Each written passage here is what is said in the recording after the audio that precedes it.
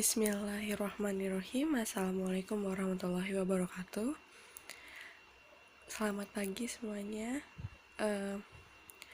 Di pertemuan kali ini yaitu di MK pengembangan kurikulum, yaitu kita akan mempelajari tentang proses pembelajaran.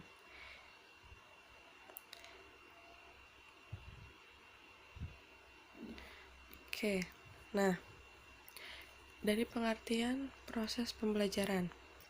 Pembelajaran merupakan proses kegiatan belajar mengajar yang juga berperan dalam menentukan keberhasilan belajar siswa. Proses pembelajaran adalah proses yang di dalamnya terdapat kegiatan interaksi antara guru, siswa, dan komunikasi timbal balik yang berlangsung dalam situasi edukatif untuk mencapai tujuan belajar, yaitu itu menurut Rustaman tahun 2001 halaman 461. Dalam proses pembelajaran, guru dan siswa merupakan dua komponen yang tidak bisa dipisahkan. Dan dapat disimpulkan pula bahwa proses pembelajaran adalah segala upaya bersama antara guru dan siswa untuk berbagi dan mengolah informasi dengan harapan pengetahuan yang diberikan bermanfaat dalam diri siswa dan menjadi landasan belajar yang berkelanjutan, serta diharapkan adanya perubahan-perubahan yang lebih baik untuk mencapai suatu peningkatan yang positif yang ditandai dengan perubahan tingkah laku individu demi terciptanya proses pembelajaran mengajar yang efektif dan efisien. Sebuah proses pembelajaran yang baik akan membentuk kemampuan intelektual, berpikir kritis, dan munculnya kreativitas, serta perubahan perilaku atau pribadi seseorang berdasarkan praktik atau pengalaman tertentu. Nah, selanjutnya yaitu keseimbangan antara isi dan proses.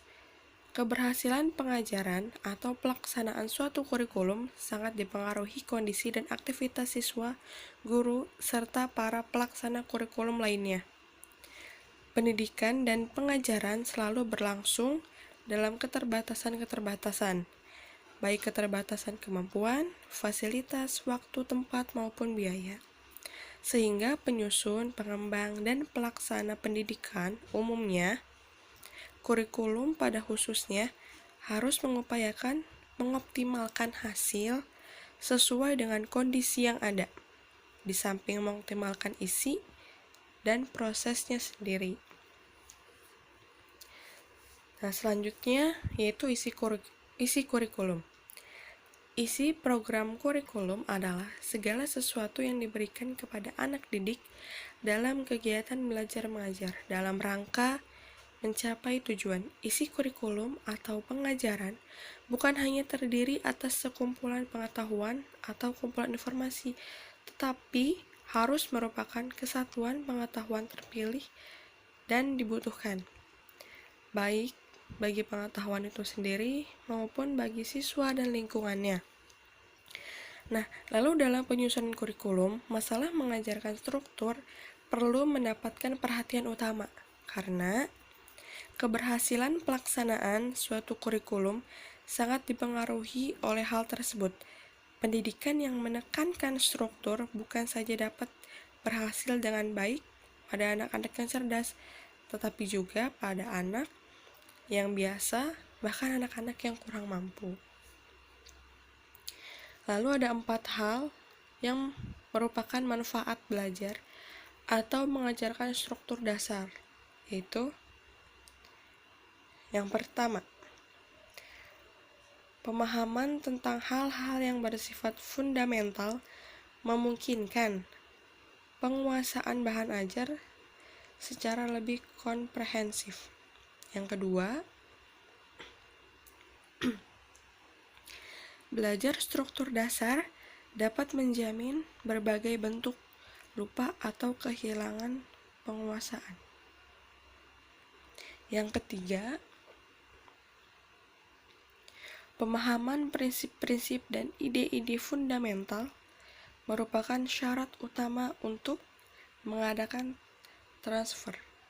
Nah, yang terakhir, yang keempat adalah penekanan pada struktur dan prinsip-prinsip mengajar yang fundamental dapat mempersempit jarak antara pengetahuan elementer dengan pengetahuan yang lebih lanjut. Proses belajar. Proses adalah kata yang berasal dari bahasa Latin processus yang berarti berjalan ke depan. Kata ini mempunyai konotasi urutan langkah atau kemajuan yang mengarah pada suatu sasaran atau tujuan. Proses belajar dapat diartikan sebagai tahapan perubahan kognitif, afektif, dan psikomotor yang terjadi dalam diri siswa. Perubahan tersebut dapat dikatakan bersifat positif dan arti berorientasi ke arah yang lebih maju daripada keadaan sebelumnya. Maka dapat disimpulkan atau dapat dikatakan bahwa proses belajar adalah suatu aktivitas psikis ataupun mental yang berlangsung dalam interaksi aktif dengan lingkungan yang menghasilkan sebuah perubahan dalam pengetahuan dan pemahaman, keterampilan, dan nilai sikap. Kesiapan belajar. Belajar adalah cara seseorang untuk mengetahui perihal yang belum bisa dilakukan. Seseorang baru dapat belajar tentang sesuatu apabila dalam dirinya sudah terdapat readiness untuk mempelajari sesuatu itu. Karena dalam kenyataannya setiap individu mempunyai perbedaan individu, maka masing-masing individu mempunyai latar belakang perkembangan yang berbeda-beda. Hal ini menyebabkan adanya pola pembentukan readiness yang berbeda-beda di dalam diri masing-masing individu. Dalam belajar sangatlah dibutuhkan persiapan untuk menghadapi kegiatan belajar tersebut. Pengertian readiness atau kesiapan. Readiness diartikan sebagai kesiapan atau kesediaan seseorang untuk berbuat sesuatu. Seorang ahli bernama Kronberg memberikan pengertian tentang readiness sebagai segenap sifat atau kekuatan yang membuat seseorang dapat bereaksi dengan cara tertentu. Seseorang baru dapat belajar tentang sesuatu apabila di dalam dirinya sudah terdapat readiness atau kemampuan kesiapan untuk mempelajari sesuatu itu. Sesuai dengan kenyataan bahwa masing-masing individu mempunyai perbedaan individual, maka setiap mereka mempunyai latar belakang perkembangan masing-masing dan berbeda-beda. Prinsip-prinsip dari readiness. Perkembangan ini memungkinkan orang untuk dapat menyesuaikan diri dengan lingkungannya serta mampu memecahkan persoalan yang selalu dihadapinya. Perkembangan readiness terjadi dengan mengikuti prinsip-prinsip tertentu. Pembentukan readiness dalam belajar. Pembentukan kesiapan dalam belajar melibatkan beberapa faktor yang bersama-sama. Faktor yang pertama atau yang A, perlengkapan dan pertumbuhan fisiologis. Ini menyangkut pertumbuhan terhadap kelengkapan pribadi, seperti tubuh yang umumnya, alat-alat indera, dan kapasitas intelektual. Faktor yang kedua atau yang B, motivasi yang menyangkut kebutuhan, minat, serta tujuan-tujuan individu untuk mempertahankan serta mengembangkan diri. Motivasi berhubungan dengan sistem kebutuhan dalam diri manusia serta tekanan lingkungan.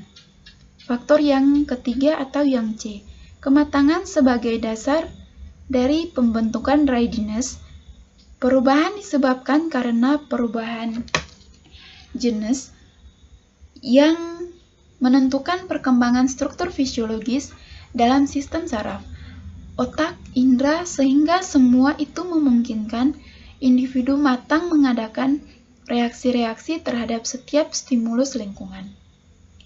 Minat dan motif belajar. Hubungan motif-motif dengan minat. Motif merupakan suatu dorongan hasrat, keinginan, dan tenaga penggerak lainnya yang berasal dari seseorang. Motif ini memberi tujuan dan arah tingkah laku manusia dalam kehidupan sehari-hari. Seseorang sering melakukan motif, misalnya sebagai siswa, maka harus belajar dengan sungguh-sungguh. Sebenarnya kegiatan ini mempunyai motif tersendiri. Dalam motif terdapat dua unsur pokok, yaitu dorongan dan tujuan. Sedangkan motivasi itu sendiri, yaitu merupakan sesuatu yang membangkitkan motif atau menggerakkan seseorang untuk berbuat sesuatu dalam rangka mencapai kepuasan atau tujuan. Jadi, motif ini merupakan tindak lanjut dari sebuah motif seperti yang dicontohkan di atas, bahwa seseorang siswa harus belajar dengan sungguh-sungguh. Jadi, dapat dikatakan motivasi ini merupakan tindakan lanjut dari sebuah motif. Dengan contoh, motif sedangkan mengapa siswa harus belajar dengan sungguh-sungguh. Motif dan motivasi mempunyai hubungan timbal balik. Baik, cukup sekian dari kami kelompok 9, kurang lebihnya kami mohon maaf. Wassalamualaikum warahmatullahi wabarakatuh, salam sejahtera untuk kita semua, Shalom.